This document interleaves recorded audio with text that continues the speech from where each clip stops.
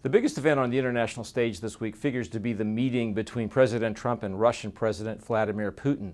What should we expect out of that meeting? Well, this meeting, first of all, is going to take place in Hamburg, Germany, on the sidelines of a G20 summit meeting, a summit meeting of leaders from around the industrialized world.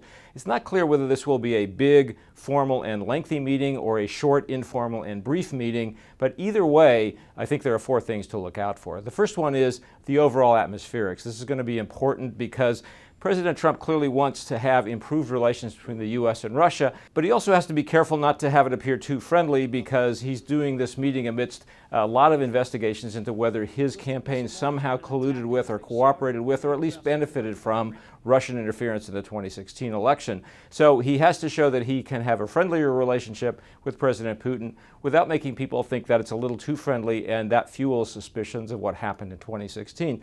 Second issue is sanctions. You know, after the 2016 election, the Obama administration imposed some additional sanctions on Russia precisely because of these charges that it interfered in the 2016 election. And the Senate has actually now passed legislation that would add to those sanctions.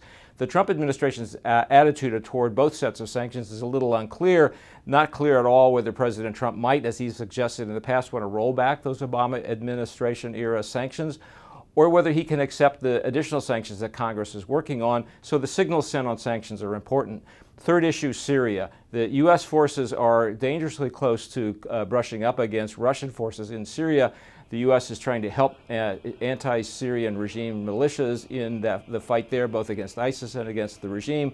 And the Russian forces are supporters of that Syrian regime. There have been a lot of close calls. I think the question of whether they can deconflict in Syria is going to be an important one. And finally, I think the question of Ukraine. Will Donald Trump press Vladimir Putin to do something about the kind of continued pressure that is being exerted on Ukraine from the Kremlin? And will the subject of Crimea, a part of Ukraine that has been taken over by Russian forces, even come up? I think that people here who are unhappy with Russian behavior around the world will be looking for signs that the president signals continued unhappiness with the way Russia is behaving in Ukraine.